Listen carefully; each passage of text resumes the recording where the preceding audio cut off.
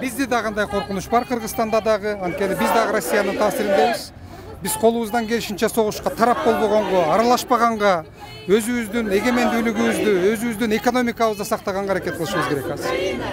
Экономикалык жактан бизге кандай реалдуу коркунучтар бар мунун натыйжасында? Аябагандай чоң коркунучтар бар. Мынакей кече күнү Россиянын рубль 190 рубльдан $1 сатылып атты. Бизде дагы азыркы күндө мына 100гө жакындап баратат. Эгерде бүгүн Россиянын мост биржасы ачыла турган болсо, рубль түшөт, аны менен кошо кыргыз сому дагы аябагандай чоң жабыр тартат. Бул биринчи гана коркунуч. Келечектеги жакынкы күндөгү коркунучтар, экономикалык коркунучтар, саясий коркунучтар биз үчүн аябагандай чоң, тобокелчиликтер аябагандай чоң. Путиндин бул аракеттери СССРди кайра чогултуу аракеттери болушу мүмкүн деген да божомолдор айтылып атат да. Канчалык деңгээлде реалдуу интервью бере албайбы? Андан кийин Казакстан, андан кийин балким Кыргызстанда болуп калат деген ойлор бар да, кандай карайсыз? Андай коркунуч бар. Мынакей азыр көптөгөн ошол мурдагы советтер чөлкөмүндөгү авторитардык режимдеги мамлекеттер Путиндин кыймыл аракетин колдоп атат. Демократиялуу өлкөлөрдүн бардыгы каршы туруп атат.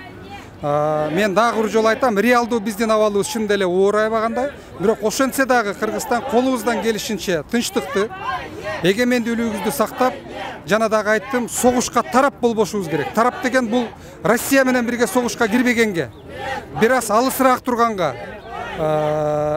дүйнөлүк коомчулукка жаман көрүнбөгөнгө, ошону менен өзүбүздүн экономикабызды стабилдүү кармап турганга аракет кылышыбыз керек.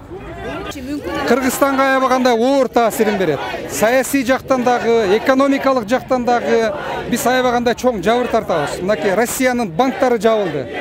Бир эле Россиянын коммерциялык банктары эмес, улуттук банкын жаап ташташты азыр.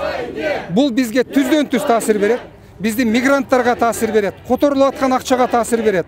Биздин сомубузга таасир берет. Жакынкы күндөн бензин менен газдын баасы кымбаттайт. Жазгы тала жумуштарында кыйынчылык пайда болот.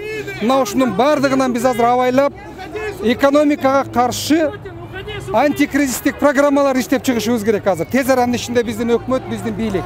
Бул биз үчүн аябагандай приоритеттүү азыр задача болуп эсептелет.